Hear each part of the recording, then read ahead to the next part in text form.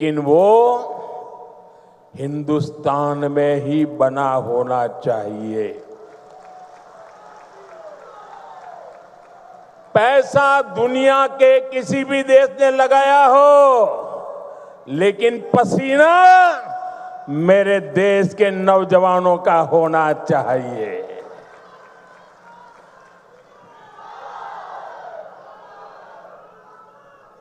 उस जो भी मेड इन इंडिया होगा उसमें मेरे भारत की मिट्टी की महक होनी चाहिए। ऐसा सामान खरीदेंगे रे, खरीदेंगे रे? जरा हाथ ऊपर करके बताइए, खरीदेंगे रे? सबके साथ जोर से बताइए, खरीदेंगे? जोर से बताइए, खरीदेंगे? किसी को गिफ्ट देना है तो स्वदेशी देंगे। और जो दुकानदार माल बेचता है, मैं उसको कहना चाहता हूं, दुकान पे बोर्ड लगाइए। लगाएंगे? अपने गांव की हर दुकान पे बोर्ड लगाएंगे। उस पर बोर्ड लगाइए, गर्व से कहो ये स्वदेशी है। गर्व से कहो ये स्वदेशी है। देखिए, स्वदेशी की ताकत मैं बताता हूं। करीब 50 साल पहले की बात है। मैं कन्याकुमारी में कुछ समय के लिए वहां रहता था, और ये गमोथा कितने ही सालों से मेरे साथ होता है। मेरी बैग में भी 3-4 होते ही होते हैं। तो ऐसे ही मैं कन्याकुमारी में एक गमोछा ऐसे लगा के घूम रहा था, तो दूर से कुछ लोग दौड़ के आए और मुझे नमस्ते करके पकड़ा। बोले, आप आसाम से हैं? मैंने कहा, नहीं, मैं तो गुजरात से हूं। नहीं, बोले, गमोछा देखा ना, इसलिए आपको हमने पकड़ा।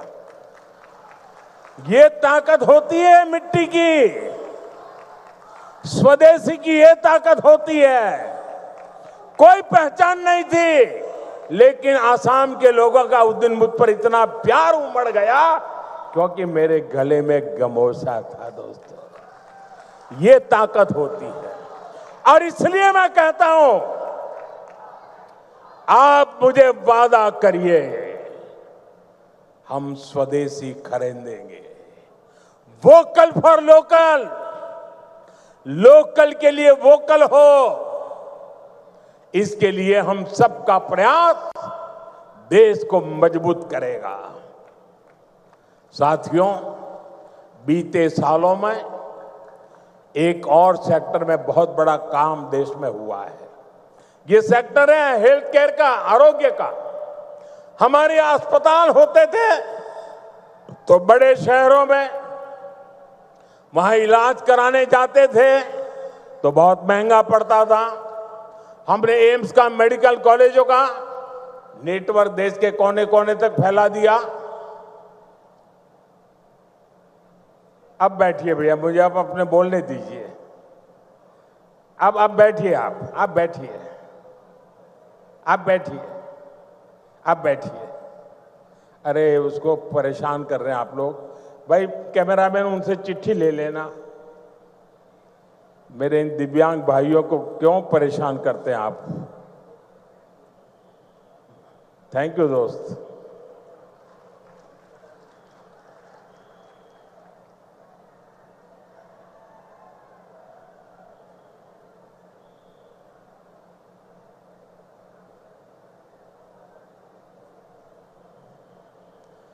यहां असम में तो विशेष तौर पर कैंसर के हॉस्पिटल भी बनाए गए।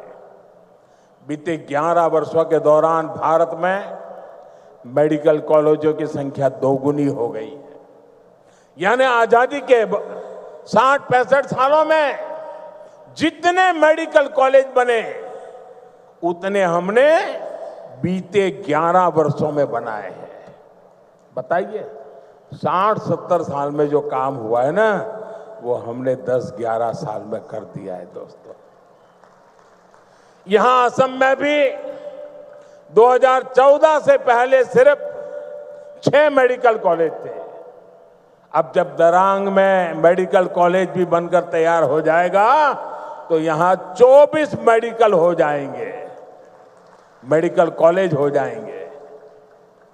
आपको भी पता है, जब मेडिकल कॉलेज बनता है तो इलाज की बेहतर व्यवस्था बनने के साथ ही ज्यादा से ज्यादा नौजवानों को डॉक्टर बनने का भी अवसर मिलता है। पहले मेडिकल सीटों की कमी की वजह से बहुत बड़ी संख्या में हमारे युवा डॉक्टर नहीं बन पाते थे। बीते 11 साल में देश में मेडिकल सीटों की संख्या 2 गुने से ज्यादा हो गई है। इतना ही नहीं, हमने एक और लक्ष्य रखा है। आने वाले 4-5 सालों में हम मेडिकल की 1 लाख नई सीटें जोड़ने जा रहे हैं। 1 लाख नई सीटें, 1 लाख नौजवानों को डॉक्टर बनाएंगे। साथियों, ये हम ऐसे काम करते हैं, अगर इस देश में 3 करोड़ लखपति दर्जे बनाने का काम करते हैं तो 1 लाख नए डॉक्टर बनाने का भी काम करते हैं। साथियों, असम देशभक्तों की भूमि है। विदेशी आक्रांताओं से देश की रक्षा हो या फिर आजादी की लड़ाई में बलिदान हो, असम की भूमिका बहुत बड़ी है।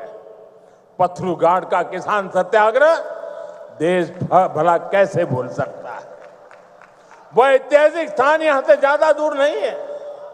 आज जब मैं बलिदानियों की ऐसी पावन भूमि पर खड़ा हूं तो कांग्रेस की एक और करतूत से पर्दा हटाना जरूरी है।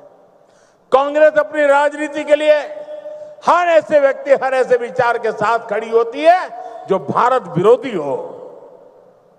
अभी ऑपरेशन सिंदूर के दौरान भी हमने यही देखा। जब कांग्रेस सत्ता में थी तो पूरा देश आतंक से लहूलुहान होता था। कांग्रेस चुपचाप खड़ी रहती थी। आज हमारी सेना ऑपरेशन सिंदूर करती है। पाकिस्तान के कोने कोने में आतंक के आकाओं को उखाड़ फेंकती है, लेकिन कांग्रेस देश की सेना के बजाय पाकिस्तान की सेना के साथ खड़ी हो जाती है। कांग्रेस के लोग हमारी सेना के बजाय आतंकियों को पालने वालों के एजेंडे को आगे बढ़ाते हैं। पाकिस्तान का झूठ कांग्रेस का एजेंडा बन जाता है। इसलिए आपको कांग्रेस से हमेशा सतर्क रहना है। साथियों, कांग्रेस के लिए अपने वोट बैंक का हित ही सबसे बड़ा है। कांग्रेस देश हित की कभी परवाह नहीं करती। आज कांग्रेस देश विरोधियों की, घुसपैठियों की भी बहुत बड़ी रक्षक बन चुकी है। कांग्रेस जब सत्ता में थी तो घुसपैठ को बढ़ावा देती थी। और कांग्रेस चाहती है कि इस घुसपैठिए हमेशा के लिए भारत में ही बस जाए और भारत का भविष्य घुसपैठिए तय करे। एक समय में मंगलदोई ने असम की पहचान बचाने के लिए अवैध घुसपैठ के खिलाफ बहुत बड़ा आंदोलन देखा है, लेकिन पहले की कांग्रेस सरकार ने आप लोगों को इसकी भी सजा दी है, आपसे इसका बदला लिया है। कांग्रेस ने यहां जमीन पर अवैध कब्जे होने दिए, हमारे आस्था के स्थानों पर हमारे किसानों के, आदिवासियों के हक की जमीन पर डाका डाला। बीजेपी एनडीए सरकार बनने के बाद अब उन स्थितियों को बदला जा रहा है। यहां के अवैध कब्जों को हटाया जा रहा है। हेमंता जी के नेतृत्व में असम में लाखों बीघा जमीन घुसपैठियों से मुक्त की जा चुकी है। दरांग जिले में भी बहुत बड़ी जमीन से कब्जा हटाया गया है। यहां गोरूखुंटी इलाके में कांग्रेस के समय घुसपैठियों का कब्जा था। आज वो जमीन वापस ले जा चुकी है। अब वहां किसानों के लिए गोरूखुंटी कृषि परियोजना चल रही है। वहां के नौजवान अब कृषि सैनिक बनकर खेती कर रहे हैं। सरसों, मक्का, उड़द, तिल, कद्दू सब कुछ वहीं उग रहा है। यानी जो जमीन कभी घुसपैठियों के कब्जे में थी, आज वही जमीन असम के कृषि विकास का नया केंद्र बन गई है।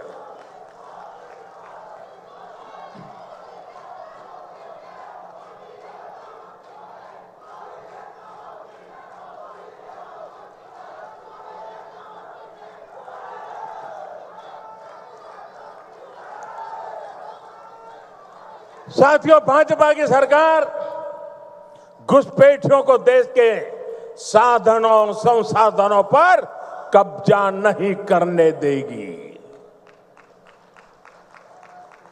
भारत के किसानों, भारत के नौजवानों, हमारे आदिवासियों का हक हम किसी को नहीं छीनने देंगे। ये घुसपैठिए हमारी माताओं, बहनों, बेटियों के साथ अत्याचार करते हैं, ये नहीं होने दिया जाएगा। घुसपैठियों के माध्यम से बॉर्डर के इलाकों में डेमोग्राफी बदलने की साजिशें चल रही है।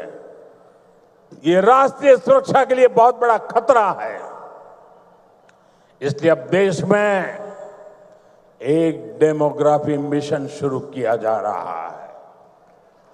भाजपा का लक्ष्य है घुसपैठियों से देश को बचाएंगे, घुसपैठियों से देश को मुक्ति दिलाएंगे। और मैं उन राजनेताओं को भी कहना चाहता हूं, आप जो चुनौती लेकर के मैदान में आए ना, मैं सुना तान करके उस चुनौती को स्वीकार करता हूं। और लिख लो, मैं देखता हूं घुसपैठियों को बचाने में तुम कितनी ताकत लगाते हो और घुसपैठियों को हटाने में हम कैसे अपना जीवन लगा देते हैं। हो जाए मुकाबला। घुसपैठियों को बचाने के लिए निकले हुए लोगों को भुगतना पड़ेगा। मेरे शब्द सुन के रखो, ये देश उनको माफ नहीं करेगा। साथियों, असम की विरासत को बचाना, असम का तेज विकास करना, इसके लिए हमें मिलकर काम करना है। हमें असम को, नॉर्थ ईस्ट को विकसित भारत का ग्रोथ इंजन बनाना है। एक बार फिर विकास परियोजनाओं के लिए आप सभी को मैं शुभकामनाएं देता हूं। मेरे साथ बोलिए, भारत माता की। दोनों हाथ ऊपर करके पूरी ताकत से निकालनी चाहिए आवाज। भारत माता की, भारत माता की, भारत माता की, भारत माता की, भारत माता की। बहुत बहुत धन्यवाद।